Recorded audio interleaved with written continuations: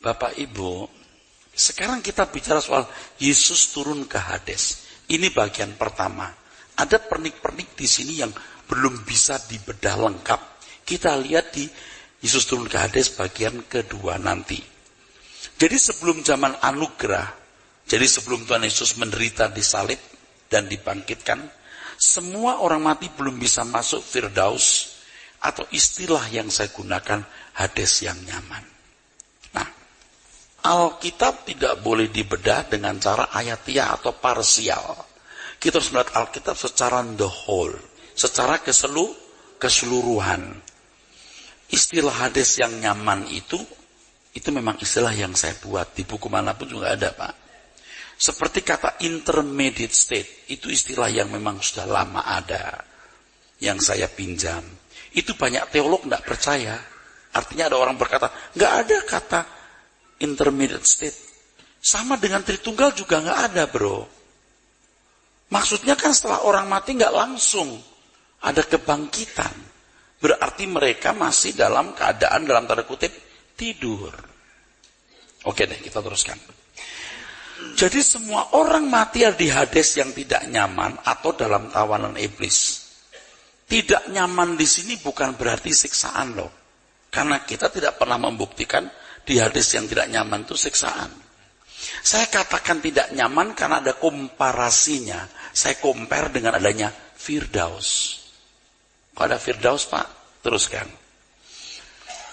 Itulah sebabnya dalam perjanjian lama tidak ada informasi yang jelas bahwa mereka yang mati bisa masuk Firdaus. Dalam perjanjian lama, kalimat yang digunakan untuk menunjuk tempat orang yang meninggal adalah perhentian bersama-sama nenek moyang. Perhentian bersama-sama dengan nenek moyang adalah tempat yang tidak jelas. Sebuah tempat yang menyimpan berjuta misteri. Anggaplah kita hidup di zaman perjanjian lama. Bapak Ibu bisa mengerti nggak? Orang blank. Nggak ngerti ngomong soal di balik kematian ada apa, itu nggak ngerti. Taunya perhentian bersama-sama nenek moyang. Hanya itu istilahnya. Semua orang itu, semua masuk ke situ kecuali Henok, Musa, dan Elia. Mereka tidak masuk Seol atau Hades. Bapak Ibu, saudara, nangkep ya saya mau ngomong. Saya menulis ini itu bukan hanya berdasarkan satu ayat atau dua ayat.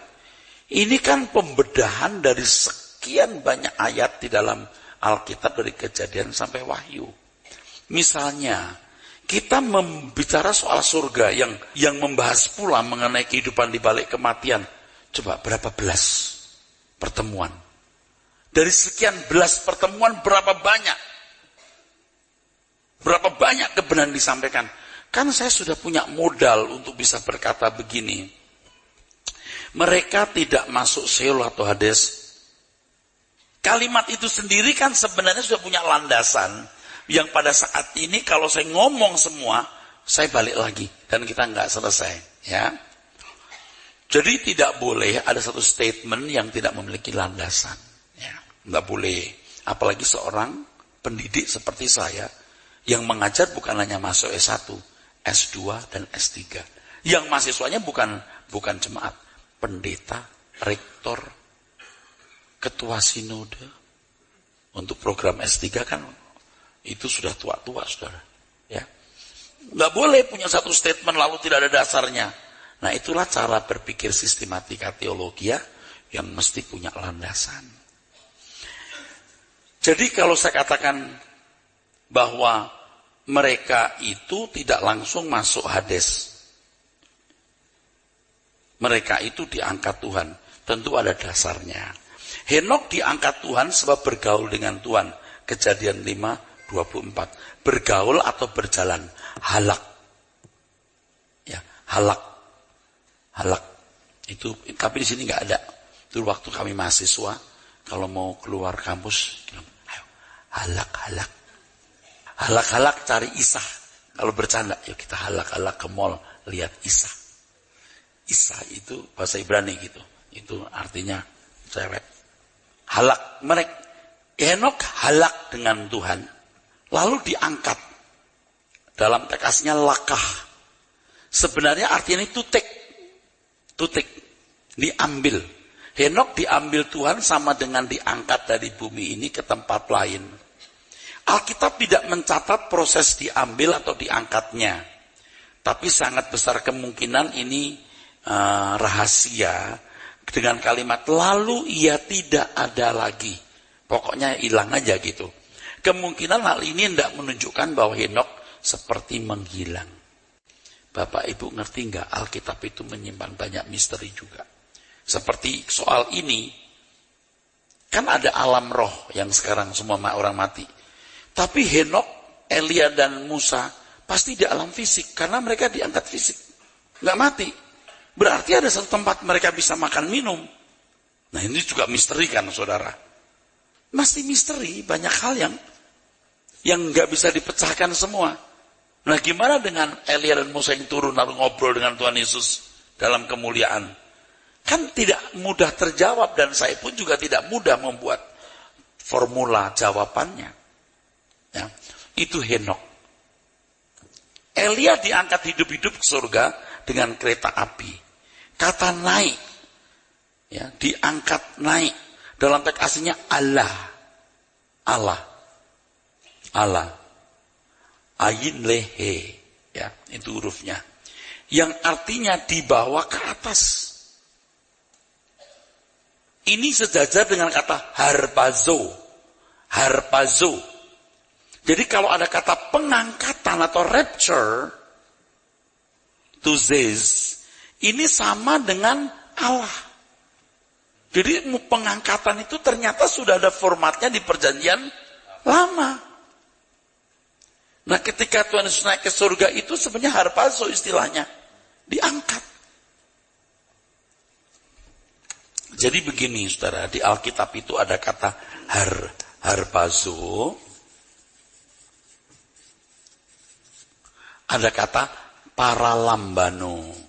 Saudara kalau membaca Alkitab, di Injil Lukas terutama, akan menemukan dua orang tidur.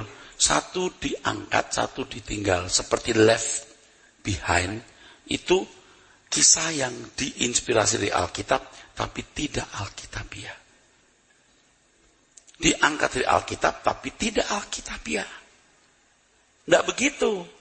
Itu konsep salah satu doktrin eskatologi dari gereja tertentu dan mereka mengadopsi doktrin itu ya.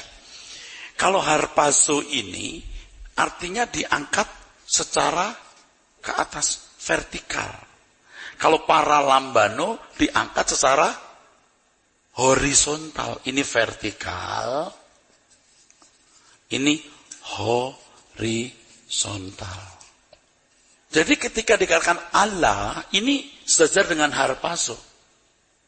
Sedangkan paralambano bisa tutik, diambil. Ini kan kalau di perjanjian lama, pokoknya Henok hilang aja, diambil. Nah itu istilah yang digunakan oleh wartawan yang nulis. Ini kan kayak ada wartawan yang nulis kisah itu. Ya, yang mencatat. Sedangkan kalau Elia jelas-jelas naik, dilihat, ada saksi mata, dia naik. Ketika melihat Elia naik, betul-betul naik. Maka menggunakan kata Allah. Ketika Henok kemana? Tidak ada, diambil. Ya. Akhirnya menggunakan kata lakah. Nah lakah itu bisa sejajar dengan paralambano, sedangkan Allah sejajar dengan kata harpazo. Bisa jadi demikian. Tapi ini kan paling dekat, pengertian paling dekat yang saya bisa jelaskan kepada saudara. Nah, yang penting tadi, ternyata konsep rapture di perjanjian lama sudah ada. Begitulah pengangkatan itu. Masalahnya kan, apakah nanti naik pesawat terbang terus satu diangkat pesawat terbangnya nabrak gitu ada ya, left behind. Saya sih nggak lihat, cuma dengar ceritanya orang saja. Ya, terus nabrak gitu. Kayaknya Tuhan nggak bodoh begitu ya. Orang naik mobil terus hilang terus nabrak. Kok bodoh ya Tuhan gitu. Lagi peluk gini, cus gitu. Kan bisa juga nanti suami lagi bangun, istrinya gini, "Mama ya, loh. Kok dasternya di sini?" Maksudnya ke kamar mandi nggak pakai daster? Loh, ini jam tangannya yang dipakai. Loh, ini antingnya. Loh, ini gigi palsunya. Dulu pernah kecelakaan kakinya pakai pen. Pennya kok ada. Bisa mengerti nggak saudaraku? Nah, kan nanti pertanyaannya Tuhan mengubah kita dalam sekejap. Nah, kalau orang giginya palsu, kalau pakai pen gimana? Kan jadi persoalan rumit, saudaraku. Oke? Ada firman Tuhan mengatakan, diubah dalam sekejap. Nah, itu prosesnya pasti luar biasa. Oke. Orang kedua adalah Musa. Maksudnya peristiwa diangkatnya itu pertama Henok, kedua baru Musa, ketiga baru Elia, maksudnya begitu. Lihat urutan historinya ya. Dikatakan dalam Alkitab bahwa kubur Musa tidak ditemukan. Dalam kitab Ulangan tertulis, dan dikuburkannyalah dia di suatu lembah di tanah Narive Moab, di tentangan Bet Peor, dan tidak ada orang yang tahu kuburnya sampai hari ini. Nah, jadi masalah. Kan saya sering mengatakan, Musa nggak mati diangkat, tapi ini ada kata dikuburkan. Nah, saya mesti cari jawabnya dong. Jawabnya ternyata begini. Dalam teks bahasa aslinya, kata dikuburkan di situ, namanya kafar, itu menggunakan kata kerja orang ketiga tunggal. Hi. Jadi gini, jadi hi. Ada seorang pria yang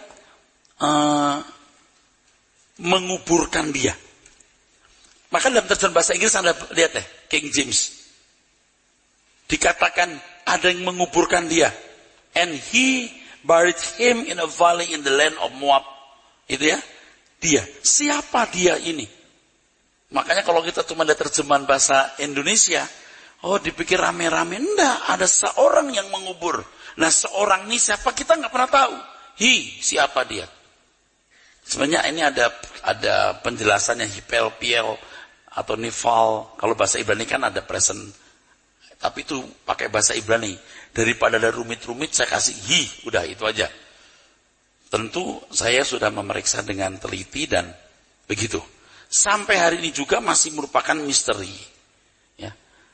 Siapa dia? Nah, kalau kita lihat Yudas pasal 9, dapat ditemukan penghulu malaikat Mikael berselisih dengan iblis kunyuk mengenai mayat Musa. Kiranya Tuhan menghardik engkau. Itu kata mayat itu tidak tepat. Kalau mayat itu petoma, sedangkan tubuh itu soma. Ini yang diperbutkan bukan petoma, soma. Mestinya jangan diterjemahkan mayat itu, diterjemahkan tubuh, soma. Ketika di dalam kitab Ulangan 34 ayat 6, ya, kalau dalam terjemahan bahasa Indonesianya tadi, dan dikuburkannya lah dia di situ lembah di bla bla bla bla. Dalam teks bahasa aslinya, ya, dan ia seseorang menguburkan dia. Nah, ini siapa? Ternyata di situ kita mendapatkan jawaban di Yudas pasal 1 ayat 9. Karena satu pasal cukup Yudas 9. Ada perselisihan antara Mikael dengan iblis tentang apa? Tubuh, jangan bilang mayat. Karena bukan petoma, tapi soma. Iblis tidak membutuhkan mayat kok. Dia membutuhkan jiwa, roh, kesadaran. Tapi seakan-akan, kalau boleh saya dramatisir, malaikat bilang, yang ini tidak mati. Yang ini langsung ke atas. Oleh sebab itu Musa umur 120 tahun naik gunung, turun gunung, pegang apa? Itu tabut, dia mah kuat. Oke. Jadi Musa diangkat Tuhan sama dengan Henok. Nah, pertanyaan yang selalu dipersoalkan adalah, di manakah Henok, Musa, dan Elia sekarang? Sulit dijawab. Tetapi tidak ada jawaban lain kecuali pasti ada tempat di mana tubuh-tubuh ini hidup. Kalau misalnya ada orang bilang, kalau betul perlu makan Pak. perlu bisa tidak. Kita tidak tahu apakah Tuhan membuat mereka bisa hidup tanpa makan. Tapi kita tahu tidak menambah iman, tidak tahu tidak mengurangi iman. Kan konteksnya kita sedang berbicara kenyataan bahwa semua orang masuk Hades kecuali 3 ini.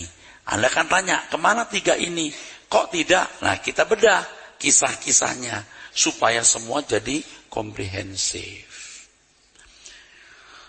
Menarik, kalau buat saya menarik, saudara, ya kita pasti menarik. Tuhan itu Tuhan yang hidup. Dan kisah ini kan bukan dikarang-karang, saudara. Menakjubkan ya. Sebelum zaman anugerah di mana Tuhan Yesus belum menyelesaikan tugas penyelamatan, kunci kerajaan maut belum di tangan Tuhan Yesus. Kunci kerajaan maut sebenarnya juga hanya istilah. Semua orang mati ada di dalam Sheol atau Hades, menunggu penghakiman terakhir yang kita pelajari di pertemuan yang lalu, intermediate state. Hal ini memang sukar dimengerti dan diterima, tapi demikianlah kebenarannya. Setelah Tuhan Yesus menunaikan tugas penebusannya, Tuhan Yesus turun ke dunia orang mati melepaskan para tawanan, yaitu orang-orang yang mati sebelum zaman anugerah yang tertawan di dunia orang mati. Dalam pengakuan iman rasuli kita temui pernyataan bahwa Tuhan Yesus turun ke dalam kerajaan maut. Ini dalam pengakuan iman rasuli ada kata itu, ada kalimat itu. Aku percaya kepada Tuhan Yesus Kristus, betul enggak? Ya. Titik-titik yang turun ke dalam kerajaan maut. Sebenarnya istilah yang terkenal di dunia teologi disebut sebagai inferna atau et infernos. Konsep ini berakar pada kitab Efesus. Ya, dan Petrus maksudnya di sini. Dalam Efesus 4:8-10 tertulis, itulah sebabnya kata nas. Baca Pak. Tatkala ia naik ke tempat tinggi, ia membawa tawanan-tawanan. Ia memberikan pemberian-pemberian kepada manusia. Bukanlah ia telah naik, berarti bahwa ia juga telah turun ke bagian bumi yang paling bawah. Ia yang telah turun, ia juga yang telah naik jauh lebih tinggi daripada semua langit untuk memenuhkan segala sesuatu. Bapak Ibu, kalau membaca ayat ini, saya periksa bahasa aslinya. Dari kata pertama, kata kedua, sampai kata terakhir. Dan saya takjub. Setiap kata itu kayaknya bisa dibedah. Cuman kalau kita mau membedah setiap kata, lah ya habis, saudaraku. Kecuali suatu hari saya punya waktu banyak, saya membuat komentari. Artinya satu ayat dibedah bisa. Tapi berhubung saya sedang bicara soal Hades ini, ya saudara sekalian, maka yang saya lihat tentu hal-hal yang berkaitan dengan turunnya Tuhan Yesus ke Hades. Saya ulangi, setiap kata itu menakjubkan. Saya lihat bahasa aslinya ini, lalu saya lihat NIV, King James, kalau yang terjemahan yang lain, apa? Kan masing-masing penterjemah itu, kalau dulu kita membuka Alkitab kan buka sini, King James sini, Good News Bible, The Message, buka. Kalau sekarang kan enggak, di satu komputer, brek, keluar semua. Ini jadi cepat kerja kita. Setiap versi Alkitab itu muncul begitu. Lihat paralelnya. Nah itu menarik. Jadi kita juga bisa mengerti. Ini King James, ini New King James, NIV, American Standard, The Message. Jadi kita bisa lihat cara berpikir para penterjemah. Kalau kita kan satu bahasa Indonesia.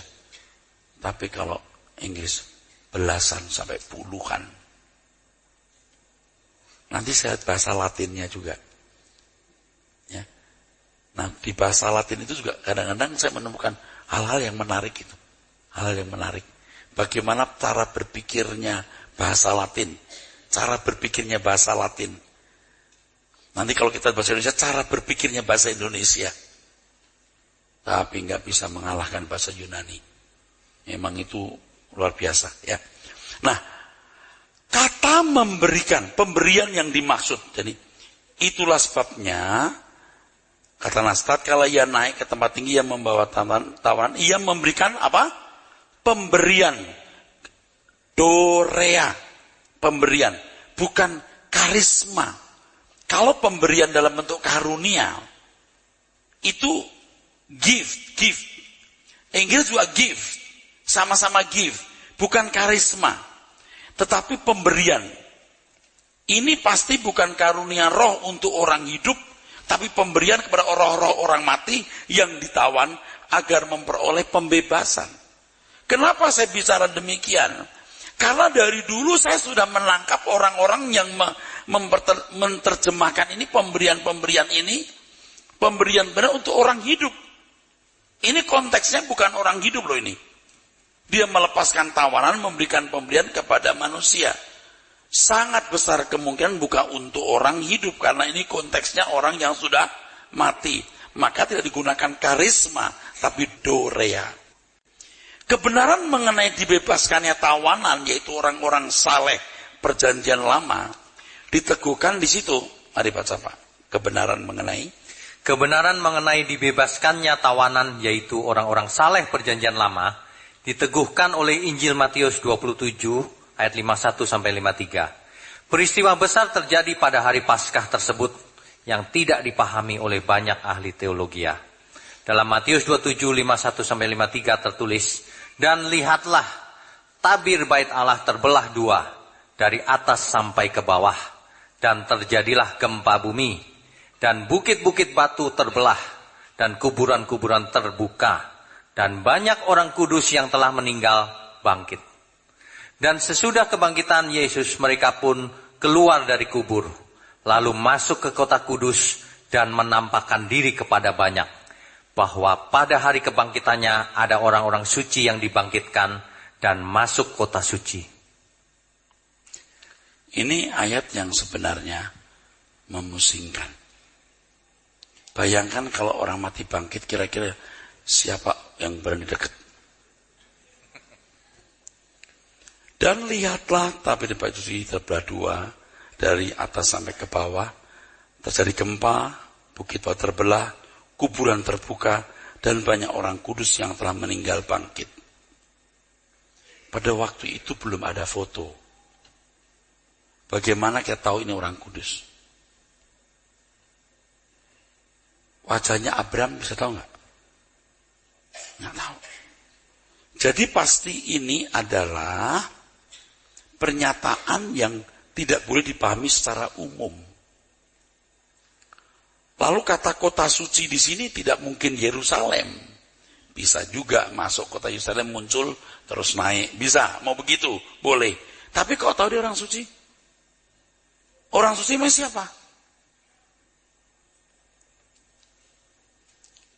Nah, yang paling logis adalah jika dikaitkan dengan Efesus, bahwa Tuhan membawa tawan-tawanan masuk, naik ke tempat lain. Yang tadinya di Hades, di tempat tertentu, sekarang dibawa masuk ke kota suci. Kota suci jangan Anda bayangkan sebagai kota, tapi artinya tempat di mana ada kesucian dan tidak ada dosa. Tentu kota suci, terbaca, tentu kota kudus. Tentu kota kudus dalam teks di atas bisa kota Yerusalem, tetapi juga bukan kota suci di bumi. Tetapi Firdaus yang pada hari pertama juga kedatangan tamu, yaitu penjahat yang ada di samping salib Yesus. Ya, pada hari ini juga engkau ke Firdaus, saudaraku. Terus? Kepada penjahat itu Tuhan Yesus berjanji akan membawanya ke Firdaus hari itu juga. Terus? Tuhan Yesus datang untuk mengambil kunci kerajaan maut. Artinya bahwa ia yang membuka atau menjebol pintu penjara para tawanan untuk membebaskan mereka. Oke. Bapak Ibu, saudara-saudara sekalian, kalimat aku memegang segala kunci maut dan kerajaan maut, ya dalam terjemahan bahasa Yunaninya, ekotas klesto tanato kaito hado. Hado dari kata Hades. Ya. Dalam versi bahasa Inggris itu diterjemahkan and I hold the keys of death and Hades. Kita perlu memperhatikan dengan seksama kata kunci maut atau kerajaan maut. Ini kalau dalam bahasa Inggris versi lain, ya, Hades diterjemahkan hell, neraka, dan itu nggak tepat, nggak tepat. Tapi saya memberitahu kepada saudara, dalam teks aslinya kunci maut adalah Thanaton. Thanaton. Thanaton itu Thanatos, kematian. Ya, dan kerajaan maut adalah Hades. Kalau menurut yang saya pahami, Thanaton lebih menunjuk kepada kematian kekal atau kematian kedua. Kerajaan maut lebih menunjuk kepada intermediate state atau Hades. Ketika Tuhan Yesus memegang kunci Hades, maka Tuhan Yesus dapat membebaskan mereka yang dalam tawanan di dalam Hades untuk berpindah ke Firdaus atau tempat yang nyaman.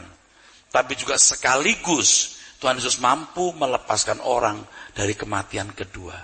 Aku memegang kunci kerajaan maut. Dan aku memegang kunci maut dan kerajaan maut.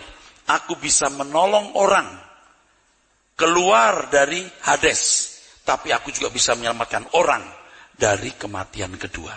Amin. Nangkep ya? Thanaton dan Hades. Ya. Ya, Alkitab ngomong begitu ya saya harus membedah satu persatu. Kalau berkata, saya nggak tertarik Pak. Lah memang kalau di sini Anda mesti seperti sekolah teologi ya. Thanaton, Hades. Ini kematian. Aku membawa kamu, aku bisa membuat kamu tidak masuk dalam kematian kedua. Artinya kamu dibangkitkan.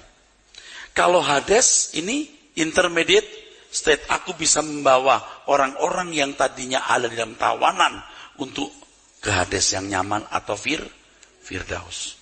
Kalau Tuhan mengatakan hanya aku bawa kunci kerajaan, aku bawa kunci Hades, ya ini nggak disinggung. Atau Thanaton doang, enggak. Dua-duanya Tuhan sanggup menolong atau menyelamatkan. Ini justru menegaskan atau mendukung atau mengesahkan atau melegitimasi atau meneguhkan apa yang saya ajarkan, bahwa Hades ini betul-betul tempat di mana orang-orang saleh pernah ditawan dan Tuhan bisa membebaskan. Yang kedua, Tuhan juga bisa membebaskan manusia dari kematian kedua. Artinya Tuhan mampu membangkitkan orang mati untuk masuk ke dalam langit baru, bumi baru. Keluar dari Hades belum masuk langit baru, bumi baru. Keluar dari sini berarti masuk langit baru, bumi baru. Ketika Tuhan Yesus mati, ia turun ke dalam kerajaan maut untuk membebaskan orang-orang mati sebelum zaman anugerah dan memerdekakan mereka. Kebenaran ini dapat kita temukan dari beberapa bagian ayat dalam Alkitab. Pertama dari perikop 1 Petrus 3 ayat 19-20 tertulis, sebab juga Kristus telah mati sekali untuk segala dosa kita. Ia yang benar untuk orang-orang yang tidak benar, supaya ia membawa kita kepada Allah. Ia yang telah dibunuh dalam keadaannya sebagai manusia, tetapi yang telah dibangkitkan menurut roh. Dan di dalam roh itu juga ia pergi memberitakan Injil kepada roh-roh yang di dalam penjara, yaitu kepada roh-roh mereka yang dahulu pada waktu Nuh tidak taat kepada Allah. Ketika Allah tetap menanti dengan sabar waktu Nuh sedang mempersiapkan bahteranya, di mana hanya sedikit, yaitu 8 orang yang diselamatkan oleh air bah itu. Nah, kata memberitakan dalam teks aslinya di ayat 1 Petrus 3 ini keruzo. Keruzo artinya to proclaim, to publish, to preach. Tapi jangan lupa, ternyata kisah mengenai Tuhan turun kerajaan maut bukan hanya di 1 Petrus pasal 3. 1 Petrus pasal 4 pun juga ada. Baca Pak, perikop kedua. Perikop kedua yang menunjukkan karya misteri Tuhan Yesus selama ada di dalam alam maut, terdapat dalam perikop 1 Petrus 4 ayat 6. Tertulis, itulah sebabnya maka Injil telah diberitakan juga kepada orang-orang mati, supaya mereka sama seperti semua manusia dihakimi secara badani, tetapi oleh roh dapat hidup menurut kehendak Allah. Kata diberitakan dalam ayat ini dalam teks aslinya adalah evangelizo. Kata ini berarti memberitakan kabar baik. To announce good news. Atau berarti penginjilan. Dalam terjemahan King James Version diterjemahkan to preach. Kata evangelizo juga sebenarnya berarti mendeklarasi. Memberitakan kabar baik. To declare, bring, declare, show. Atau ya, good tidings. Karena ayat tersebut maka terbangun pengajaran sesat yang mengajarkan bahwa orang mati bisa diinjili. Nah, 1 Petrus pasal 3, 1 pasal 4, dua-duanya mengisahkan Yesus turun ke kerajaan maut. Yang pertama menggunakan to proclaim, keruso. Tetapi di dalam 1 Petrus pasal 4, euangelizo, ya, to preach the gospel, memberitakan Injil. Nah, gimana nih? Dari ayat ini maka pernah muncul pengajaran menginjili roh-roh orang mati. Jadi kalau ada orang kemasukan setan atau kemasukan roh-rohnya itu diinjili supaya bertobat. Ini benar, ini bukan main-main, ini benar. Kan saya sebagai seorang pengajar ditanya, apa itu benar Pak menginjili orang mati? Ini menginjili roh-roh orang mati, kan Tuhan juga menginjili. Saya harus menjawab, saudaraku. Mengapa dalam 1 Petrus pasal 3, kata memberitakan keruso, to proclaim. Sedangkan 1 Petrus pasal 4, euangelizo, yang lebih dekat diterjemahkan apa? Menginjili. Saya jawab. 1 Petrus pasal 3 berkaitan dengan proklamasi kemerdekaan yang disediakan oleh Tuhan Yesus akibat kurban darahnya. Ini berarti kabar baik bagi orang-orang saleh perjanjian lama untuk dipindahkan dari Hades yang tidak nyaman ke Firdaus. Ini bertali dengan Efesus pasal 4 ayat 8 sampai 10. To proclaim. Ketika Tuhan mati dia turun. Woi, aku sudah mati di kayu salib. Selesai, ayo kamu naik. To proclaim. Sedangkan 1 Petrus pasal 4 ayat 6 bersangkut paut dengan penghakiman. 1 Petrus pasal 4 ayat yang kelima, coba dibaca. 1 Petrus pasal 4 ayat yang kelima. Nanti kita akan melihat, mesti kita melihat itu seluruh ini. 5, baca. 1 Petrus 4 ayat 5. Tetapi mereka harus memberi pertanggungan jawab kepada Dia yang telah siap sedia menghakimi orang yang hidup dan yang mati. 1 Petrus pasal 3 19-20 bicara mengenai bagaimana Tuhan memproklamirkan bahwa dirinya telah mati di kayu salib supaya orang bisa dipindahkan, to proclaim. Tapi 1 Petrus pasal 4 yang ke-6 bicara soal penghakiman. Maksudnya Pak, begini. Nah, ini rumit, lihat saya. Oleh korban Tuhan Yesus di kayu salib, maka orang berdosa yang telah mati sebelum zaman anugerah dapat dihakimi menurut perbuatannya.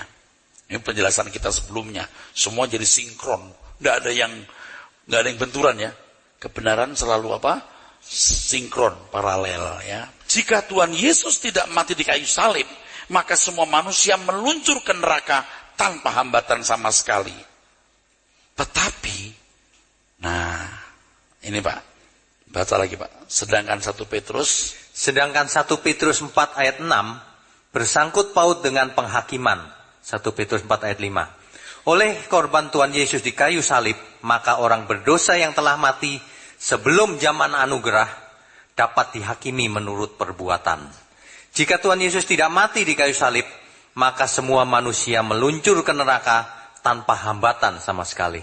Terus itulah sebabnya Paulus menulis dalam suratnya di Roma 2 ayat 14 sampai 16 tertulis, apabila bangsa-bangsa lain yang tidak memiliki hukum Taurat oleh dorongan diri sendiri melakukan apa yang dituntut hukum Taurat, maka walaupun mereka tidak memiliki hukum Taurat, mereka menjadi hukum Taurat bagi diri mereka sendiri. Sebab dengan itu mereka menunjukkan bahwa isi hukum Taurat ada tertulis di dalam hati mereka, dan suara hati mereka turut bersaksi dengan pikiran. Hal itu akan nampak pada hari bila mana Allah sesuai dengan Injil yang kuberitakan. Sini bagus. Hal itu akan nampak pada hari bila mana Allah sesuai dengan Injil yang kuberitakan. Terus akan menghakimi segala sesuatu yang tersembunyi dalam hati manusia oleh Kristus Yesus. Nah, jadi sebenarnya ada sesuatu yang agak abu-abu Pak. Ketika di Hades ada orang-orang saleh yang dipindahkan, Itu ada orang-orang yang tidak termasuk orang saleh, tetapi belum tentu juga masuk neraka. Menunggu penghakiman. Jadi selalu ada prerogatif Allah. Ada prerogatif Allah untuk bertindak di luar format. Henok, Musa, Elia di luar format. Menurut saya, inilah orang-orang yang dituduh siang dan malam di hadapan Bapak. Kenapa yang satu ini tidak boleh dibawa ke Hades? Oke? Nah, ketika Tuhan datang, dia memproklamirkan, aku sudah mati, kamu boleh naik. Termasuk Abraham. Maka saya bilang, ini belum selesai. Untuk dilengkapi berikutnya. Abraham itu menunggu hariku, kata Tuhan. Abraham pun juga masuk. Saya pernah janjikan nanti Samuel. Yang diundang itu Samuel asli, itu Samuel palsu. Itu Samuel asli, itu palsu. Nah, nanti saya jelaskan. Nah, dengarkan baik-baik. Jadi memang ada hal yang si abu-abu, artinya nggak jelas. Ada orang saleh yang dipindahkan. Jelas itu prerogatif Tuhan. Abraham, bisa aja Abraham, Daud, Daniel, orang-orang saleh. Tapi ada orang yang bukan orang saleh. Tapi belum tentu mereka itu masuk neraka. Karena akan dihakimi menurut sesuai dengan Injil yang kuberitakan. Nah tuh, saya nggak bicara soal nurani, saya bicara soal yang diberitakan. Sesuai Injil yang kuberitakan. Jadi pada waktu turun ke kerajaan maut, dia berkata, kalian tahu aku sudah mati di kayu salib. Kan berkaitan penghakiman. Anda jangan lupa tadi, 1 Petrus pasal 4 ayat 5 bisa soal Jadi, kamu bisa dihakimi. Kamu belum masuk neraka. Tapi tunggu nanti penghakiman terakhir. Maka dikatakan, menggunakan kata eu angelizo, memberitakan Injil. Tetapi bukan berarti ada kesempatan orang mati selamat. Tidak. Bukan berarti ada kesempatan orang bertobat. Udah gak ada kesempatan bertobat. Tetapi kemungkinan orang yang sudah berbuat baik di waktu-waktu yang lalu dihakimi menurut perbuatan. Maka Tuhan Yesus memberitakan Injil. Untuk ngelawan orang-orang yang katanya memberitakan Injil itu. Ini hanya Tuhan Yesus. Tidak pernah ada rasul-rasul murid yang lain memberitakan Injil pada orang mati. Itu hanya Tuhan Yesus. Emangnya lu sekelas sama Tuhan Yesus? Ngerti gak saudara? Nah, saya pernah cerita kepada saudara dulu, saya akan cerita lagi nanti. Dipandang dari Kristus. Saya diem, saya mau ngomong gak bisa. Saya gak mau mencelakai dia. Dia bukan apple to apple. Dia apple to mangga. Ngerti gak? Tidak bisa dibandingkan kebaikan nenek moyang orang tua itu dengan kebaikan Tuhan Yesus. Nggak kenal Tuhan Yesus. Tidak mungkin dia dihakimi dengan ukuran Tuhan Yesus. Kalau kita harus sempurna seperti Tuhan Yesus. Nah kalau Daud, biniknya 5, lu gimana? Abraham punya banyak gundik, masuk nggak surga? Anak masih bersama saya? Nggak bisa. Menurut saya, orang tua pengusaha ini yang berbuat baik pasti dihakimi menurut perbu, tapi jadi anggota masyarakat. Mereka masih punya pengharapan. Maka Tuhan datang memberitakan Tuhan Yesus, bukan kita nggak berhak memberitakan Injil, hanya Tuhan Yesus. Oke? Nah, sudah lihat, kalau orang nggak cerdas betul mendengar kata memberitakan Injil, lalu dia ngajarin memberitakan Injil untuk roh-roh orang mati. Dan itu pernah betul-betul diikuti oleh banyak orang loh. So, jangan Anda pikir orang nggak ngikut. Diikuti oleh banyak orang. Makanya saya bedah jadi 2. Nanti soal Abraham yang menantikan menunggu hari Tuhan akan muncul di situ.